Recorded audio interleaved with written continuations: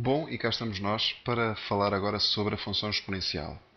Hum, Primeiro convém definir com clareza o que é uma função exponencial. Portanto, uma função exponencial é uma função que se representa por a elevado a x, portanto é uma potência, em que a incógnita surge no expoente.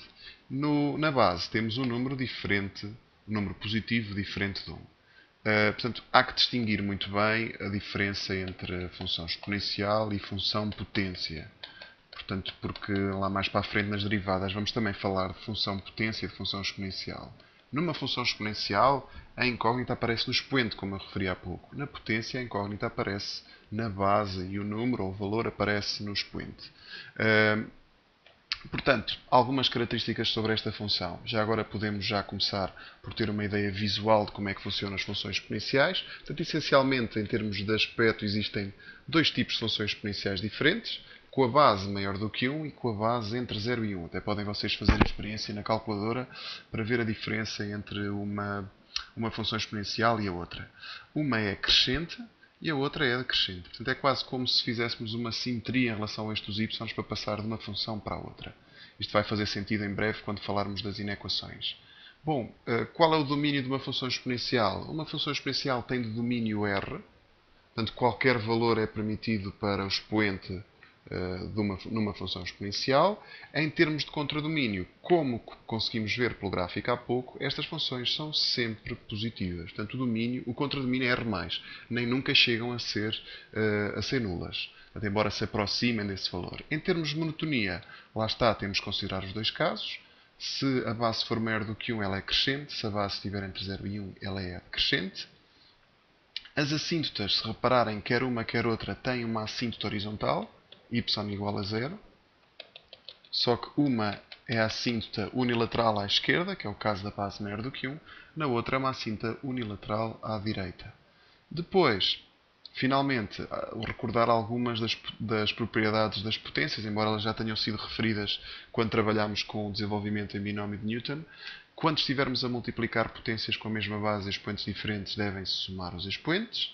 A dividir potências com a mesma base e expoentes diferentes, subtraem-se os expoentes. Dupla potência, multiplicam-se os expoentes. Isto vai ser muito útil na resolução de equações. Finalmente, aqui alguns pontos especiais. O A levantado a 0 é igual a 1, qualquer número levantado a 0 é 1, e qualquer número levantado a 1 é o próprio número. Em termos de equações e inequações, como é que se resolvem equações e inequações com funções exponenciais? Por exemplo, imaginem, vou colocar aqui uma equação para a gente resolver. Imaginem que nós temos isto.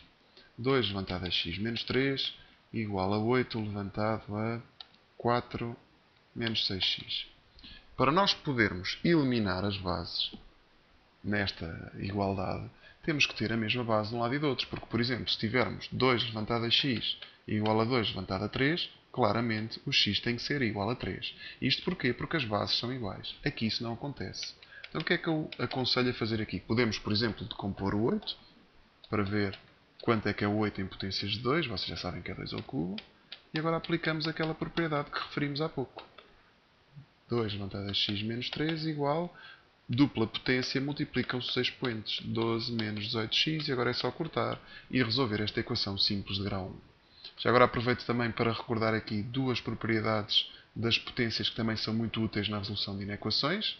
Se tivermos um número levantado com expoente negativo, isto pode ficar 1 sobre a levantado a n. E se tivermos uma fração com expoente negativo, isto é, b sobre a levantado a n. Porquê? Imaginem que nós temos uma equação assim. 2 levantado a x igual a 1 meio ao cubo. Da maneira como as coisas estão, não podemos eliminar as bases, porque as bases não são as mesmas, mas podemos fazer isto. Vou ver. 2 levantado a menos 3 é a mesma coisa, como eu referi há pouco, que 1 meio ao cubo. E neste caso fica x igual a menos 3. Simples. Quando passamos para as inequações, o processo e a maneira de proceder é praticamente a mesma. Portanto, convém que de um lado a base seja igual à mesma base do outro. Portanto, não tem uma diferença significativa. Apenas há um pormenor onde as coisas mudam. Imaginem, por exemplo, que este era o gráfico de 2 levantado a x e que nós tínhamos 2 levantado a x maior ou igual do que 2 levantado a 3. O que é que isto quer dizer? Que a imagem de 2 levantado a x está aqui, estando o x aqui em baixo, e que o 2 levantado a 3 está aqui. O que é que isto quer dizer? Quer dizer que, obrigatoriamente, o x é maior ou igual do que o 3. Portanto, quando eliminamos as bases, e se a base for maior do que 1, a desigualdade mantém-se, não há alteração nenhuma. Agora vou mudar aqui um bocadinho as coisas. Imaginem que isto é o gráfico da função 1 meio levantado a x, e que agora tínhamos 1 meio levantado a x maior ou igual do que 1 meio ao cubo. O que é que isto quer dizer? Quer dizer que 1 meio levantado a x está acima do meio ao cubo. Já agora o meio ao cubo devia estar aqui. Pronto. O 3 está aqui, o meio ao cubo devia estar aqui. O que é que isto quer dizer? Isto não quer dizer que o x é maior do que 3. Não.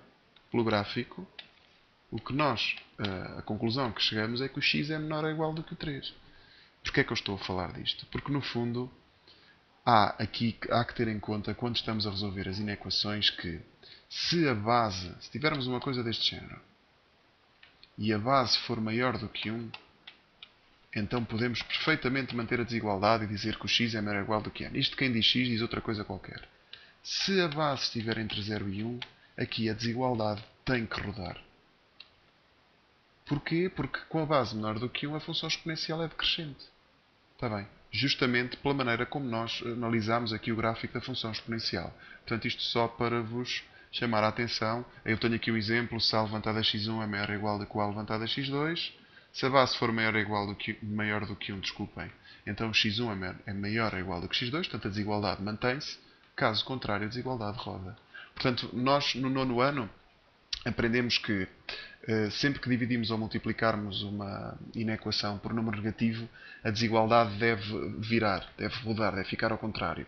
Acontece o mesmo quando nós estamos a resolver inequações com a base, inequações exponenciais, em que a base está entre 0 e 1. Quando se elimina as bases, a desigualdade deve rodar. E estejam atentos para isso, que às vezes o pessoal distrai-se um bocado e esquece de verificar qual é o valor da base. Portanto, não eliminem assim à toa as bases sem verificarem primeiro qual é o seu valor. Portanto, também falo aqui de alguns limites especiais de funções exponenciais. No fundo, quando a base é maior do que 1, A levantada mais infinito, que é como quem diz, quando o x toma valores muito elevados, a função também toma valores muito elevados, o A levantada menos infinito é 0. Ou seja, quando nós andamos para este lado, a função aproxima-se de 0. Quando andamos para aquele lado, a função aproxima-se de 1. Aqui é ao contrário. Quando andamos para mais infinito, a função aproxima-se de 0, a levantada mais infinita é 0. Portanto, isto depois os limites vão ser estudados mais aprofundadamente na altura do segundo capítulo, quando falarmos de limites propriamente ditos. Mas isto só para nós termos uma ideia, isto graficamente está perfeitamente para ver que o A levantado a menos infinito é mais infinito quando a base está entre 0 e 1. Portanto, o que eu quero dizer é, por exemplo, quando x anda para mais infinito da função A levantada a x, isto dá mais infinito, claro, se a base estiver entre 0 e 1. Portanto, este tipo de notação vai se tornar muito mais familiar no segundo capítulo, mas já se fala um bocadinho, como já se fala de assíntotas, também se pode referir um pouco de limites aqui. Uma última referência em termos de função exponencial, e basicamente está tudo dito sobre função exponencial, que é uma aplicação na parte de economia e outras coisas também onde se aplicam a função exponencial, que é no caso de bens que valorizam ou que desvalorizam. Se nós soubermos a taxa de juro em que o bem valoriza ou desvaloriza, claro que se valoriza, esta função vai ter um mais, se desvaloriza, a função vai ter um menos.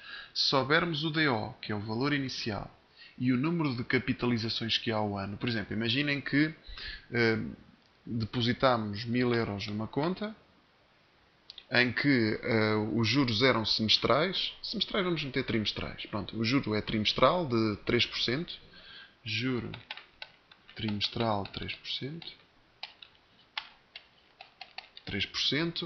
e queremos saber quanto dinheiro é que se tem dentro de 5 anos, por exemplo. Como é que isto fica aqui traduzido nesta forma? Portanto, nós queremos saber o dinheiro ao final de 3 anos. Isto vai ser igual ao dinheiro inicial. Como estamos a depositar dinheiro numa conta, este valoriza. A taxa é 0,03.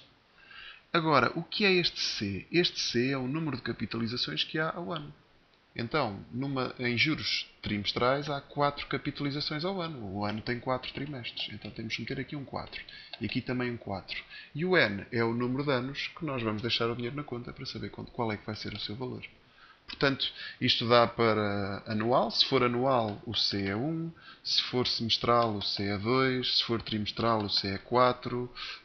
Mensal, o C é 12. Pronto, estão a perceber como é que se procede, como é que esta função resolve todas estas situações em que o bem valoriza um certo número de vezes ao ano. Portanto, só para terminar, também há situações em que a capitalização é contínua.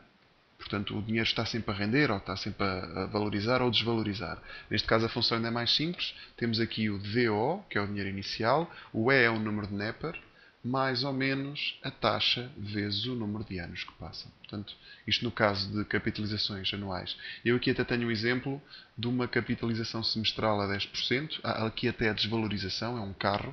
O carro inicialmente valia 20 mil euros. A taxa de desvalorização é 10%. Está aqui, 0.1, temos que passar esta taxa sem estar em percentagem. E o C é 2 porque é semestral. Se é semestral, há 2 capitalizações ao ano. Portanto, é normal. Às vezes, volta e meia aparece nos manuais ou até em testes, um exercício em que se aplica este tipo de funções exponenciais. Se repararem, isto que aqui está é uma exponencial em que a nossa incógnita, a incógnita que será o número de anos, é o n, por isso que aparece no expoente. Está bem? Se repararem, o n aparece aqui em cima, daí que isto esteja associado à função exponencial. E o mesmo acontece quando passamos para as capitalizações em que a capitalização é contínua. Tá? Isto é só uma aplicação, isto volta e meia, pelo menos nos manuais da Porta Editora aparece isto referido. Portanto, numa próxima aula, em princípio, vamos já entrar na função logarítmica e resolver alguns exercícios sobre esse tema. Tá? Até breve.